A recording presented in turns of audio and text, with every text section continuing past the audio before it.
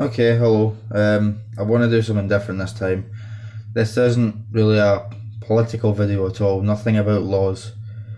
Nothing about terrorism. Nothing of the sort. Just want to talk about this knife here. Um, that knife being the Marbles Pocket Chopper, I think it's called.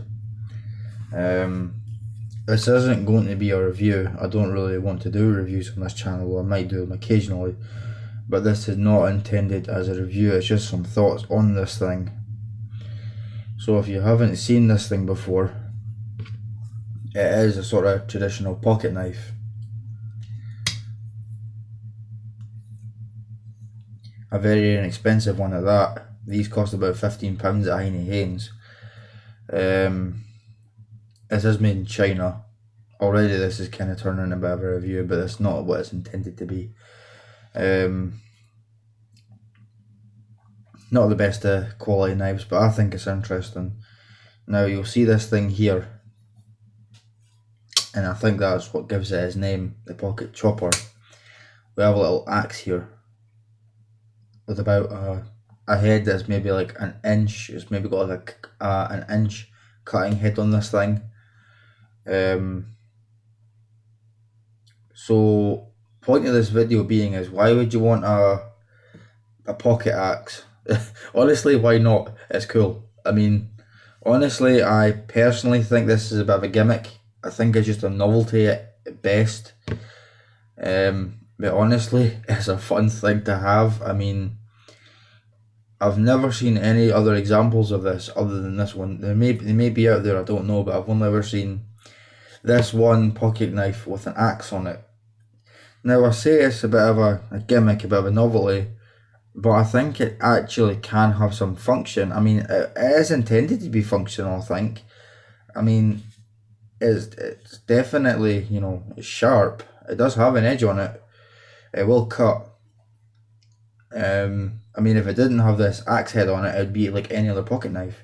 So it's just an ordinary, traditional slip joint pocket knife, but with an axe on it.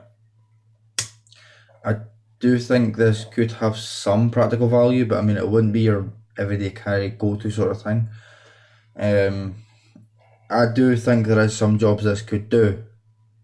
Maybe it won't do the best of jobs, but nonetheless it can do it. And again, these things are cheap, £15. Before I get into that, I will say that if you want to use the knife while the axe is closed, of course, it's not very comfortable. I mean, you've got this big piece digging into your hand. Not that it hurts or anything, it makes the grip strange, if you know what I mean.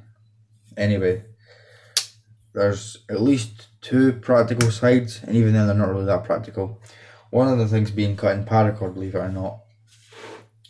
Why, you know, slice it with a knife or cut it with a pair of scissors when you could just chop it with an axe? So it could be used for that. I mean, it doesn't do the greatest job, so it doesn't always chop through. Maybe if we use a piece of wood or something. There, see, it does work for that.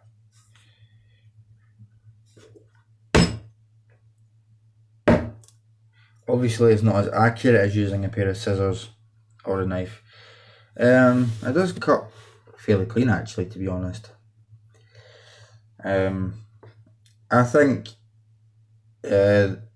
doing it this way, cutting cord this way with this, is just for the hell of it. You know, I think this is one of those because you can things. It's not something you would really use for the practical value. Like, it's not going to make your life easier. It's not going to make your job quicker or cleaner or anything like that. It's just a sort of because I can type thing, I think, at least in my opinion. At least that's what it would be for me. I mean, to me, this is just a part of the collection and just sort of sits there looking pretty. That said, it's not the prettiest looking things either. I mean, the machining on this isn't very tidy. I mean, it's made in China, cheaply, obviously. Another thing that you could use it for, maybe a bit better, is for carving or whittling or something like that. Now, you're not going to split logs with this. You might be able to split some really small sticks with it, but I don't see why you'd want to. One thing you can do is I'm not entirely sure what you call doing this, but it does it. It works. Maybe you can use this for kindling, making a feather stick. I honestly don't know. I mean, again, it certainly does come sharp enough to do that.